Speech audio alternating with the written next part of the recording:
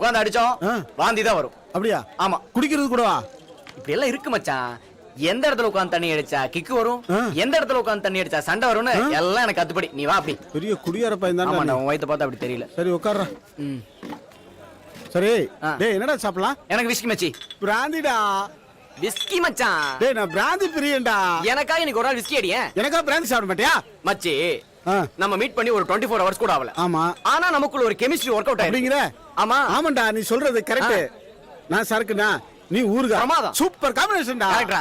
அதனால நம்ம எதை அடிச்சாலும் ஒரே சரக்கா தான் அடிக்கிறோம். சரிடா. ஆமா. சூர்யா, இப்ப நான் ஒரு ஐடியா சொல்லட்டா? ஒண்ணு இல்லடா, இப்ப என் கையில 101 ரூபா இருக்கு. இந்த 1 ரூபாய் வச்சுட்டு சுண்டி விடு. தலை விழுந்தா பிராந்தி, பூ விழுந்தா விஸ்கி. எப்படி? சூப்பர். பாருப்பா.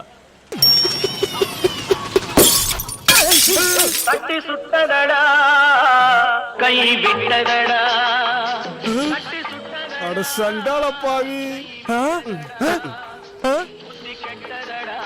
ஐயோ, டியூப் லைட் உடைச்சிட்டீங்களா?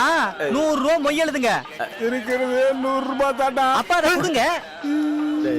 இந்த டேபிள்ல யார் உட்கார்ந்தாலும் இப்படித்தான் 100 ரூபா மொய் எழுதுவாங்க. வாஸ்து சரியில்லை.